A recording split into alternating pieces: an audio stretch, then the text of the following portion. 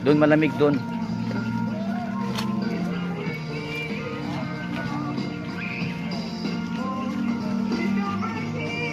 So maraming mga ano, maraming mga gurame.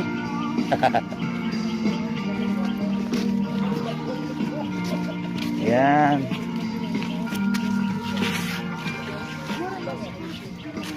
Sige, dan tayo dito. Yan.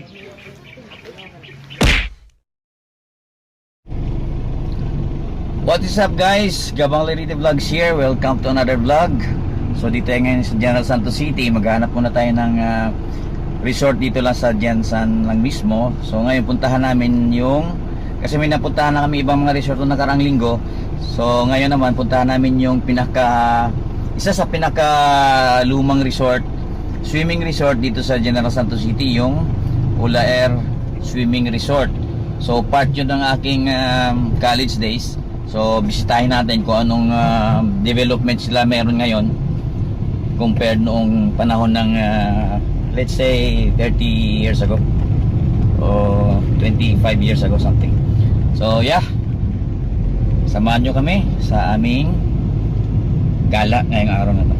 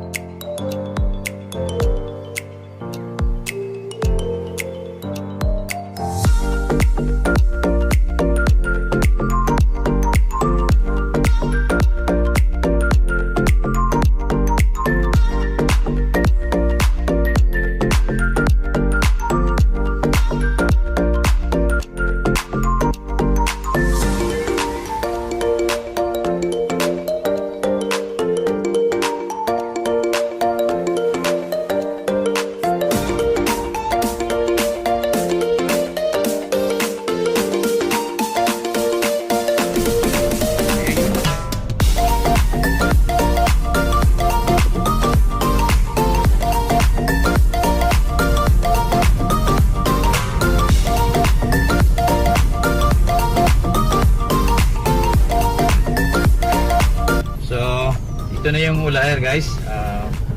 Malapit lang ito sa dati kong eskwelahan, yung Mindanao Polytechnic College. So ito na yung kanilang swimming resort. Parang walang nabago sa tingin ko. Ganun pa rin mama.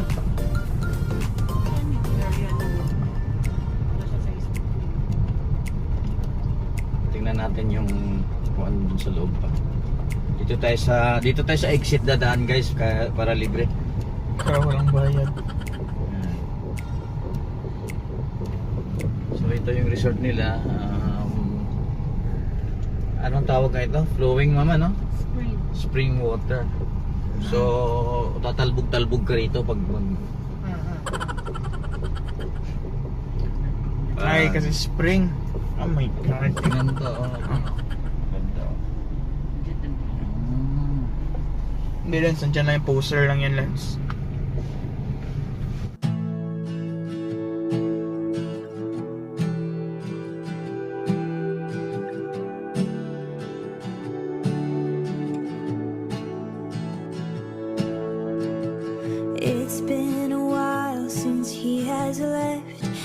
some time to self-reflect, so now I'm writing this to you.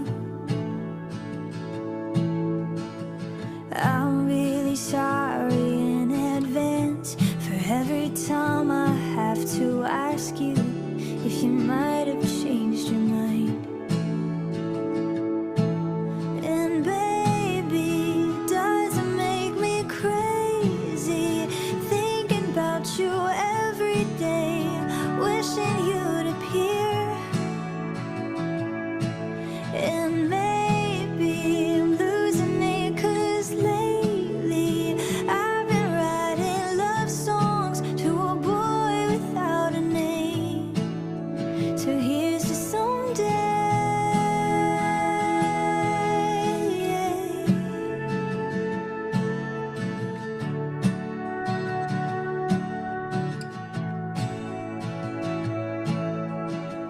I'm kinda over all the talk.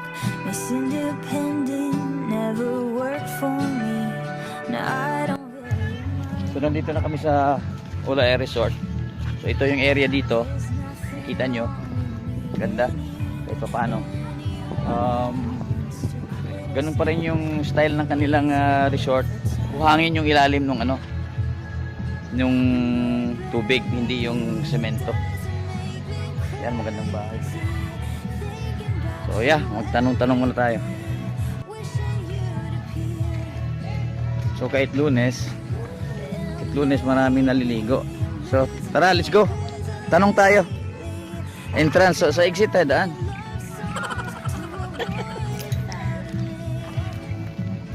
Yon.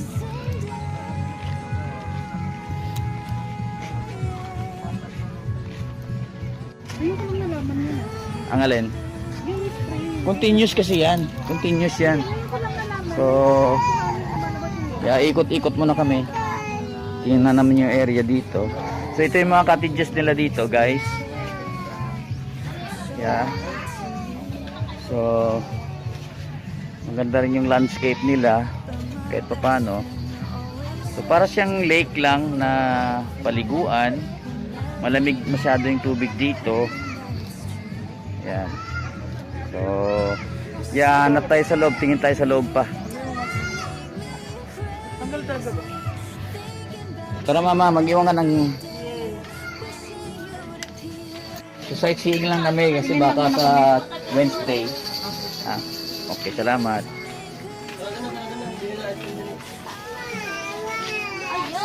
So, sightseeing lang muna kami. Dito kami.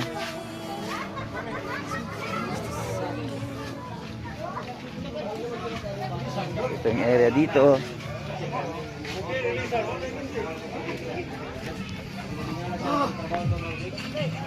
Ayan.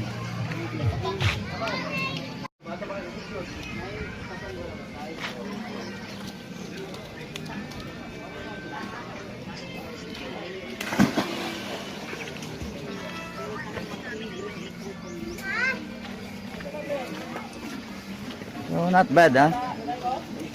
No? Okay na rin, ano? Kahit pa paano. So, malaki na rin pagbabago pala. No? Dami ng mga cottages. Makikita nyo guys, daming cottages. Tapos meron na silang bridge dito. Tawid tayo kaya. Malamig, miss? Malamig ang tubig? Yan. Matama lang. Yan. So maraming cottages, maraming mga titinda rin dito ng mga hard liquors. So I think doon yung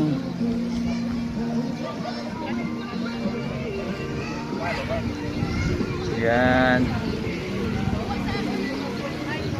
So marami kang choices kung saan mo gustong maligo, kung doon sa mababaw o di kaya dito sa may malalim. Yan. I think doon sa dulo na yon, doon yung develop na ng husto. So, yeah. Mama, I think doon sa dulo yung yung develop na. Oo. Source. Oo. Doon malamig doon.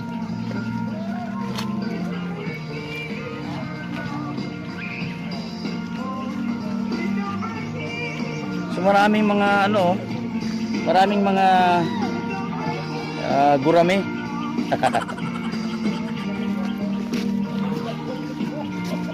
Yan.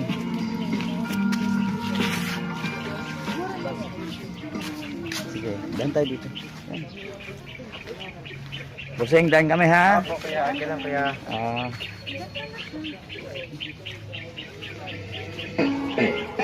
So maganda na siya yung lugar. Yan. Dito, ito yung luma. Ito yung lumang area nila. Tapos nandun sa dulo, yun nandun, yun yung bago na dinevelop. So puntahan natin yun guys. So ito may mga landscapes na rito. Malilim din. Malilim dahil daming puno. Yan. So para ka lang naliligo sa lake, di ba? No? So maganda. Kumusta dong? Malamig? Ha? Lamig? Lamig? Asa pinakalamig? Dito sa puno?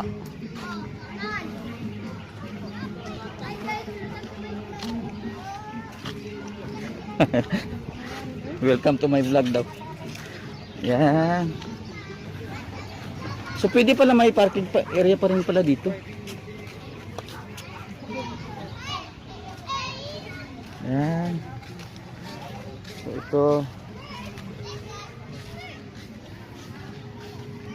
Ano to dito? Daming isda oh. So makikita nyo daming isda dito, mga tilapia ba yan?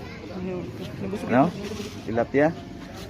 So this greatest source of water is being preserved as nature's gift to us. Ano to? Dito galing yung tuloy? Di. Yan. Maganda. At least dami ng mga cottages, no? Yan. Good afternoon. Yan. So ito mababaw na to dito, pang bata. Yan. So kung maligo, doon ka maligo.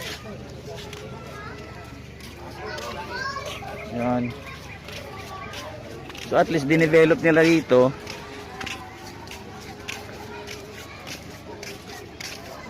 Yan. Ula Air Swimming Resort. Ito na dito yung pambata. Maganda. Maganda rin yung area, mama, no? Maganda yung area. Ayan. So ano? Pwede tayo dito? Malawak man doon. Doon ang malalim.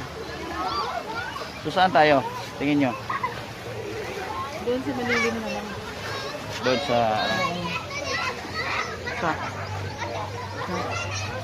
Yung sa pinuntahan namin ni Papa. LC5. Saan yun? Papunta ka, diba? Tabi ng gasera na ng Mandarin. So guys, makikita nyo ang ganda ng view sa ng pool dito. Ganda yung place. Parang ano. Yun lang yung problema. Okay lang sana. Yung swimming area nila. Yung swimming area kasi nila, batuhin eh.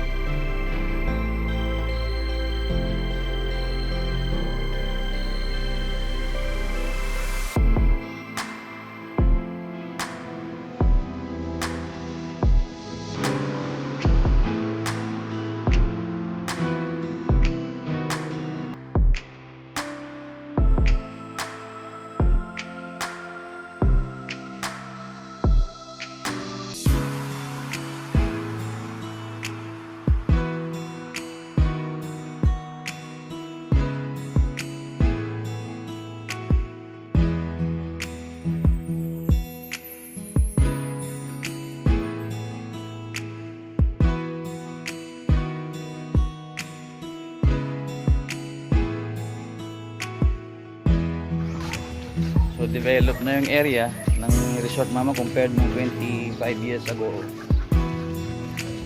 o 30 years ago, no?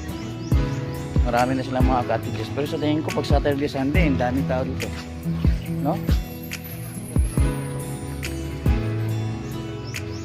Para maganda, masarap, malamig yung tubig, no? Malamig yung tubig na dito. And pwede na siguro tayo mag-exit dito. Ang ID mo dito ng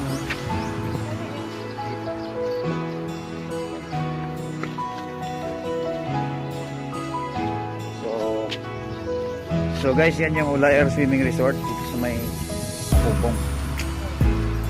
So ano naman mama, dito tayo sa Ulair or puntahan natin yung LC5? Tingnan natin yung LC5. Saan ba yan? Sabi ng So guys, ito yung Ulair Swimming Resort dito sa General Santos City sa Pupong. So malaki na rin yung pinagbago niya simula nung 30 years ago. Yun nga lang, yung pool area lang yung hindi pa, pero hindi naman nila pwedeng gawin siminto yun dahil spring ito eh. So continuous yung flow ng tubig, diba? No? Maganda dito kung gusto mo lang mag-chill-chill. Pero kung gusto mo maligo, parang masyadong mababaw yun.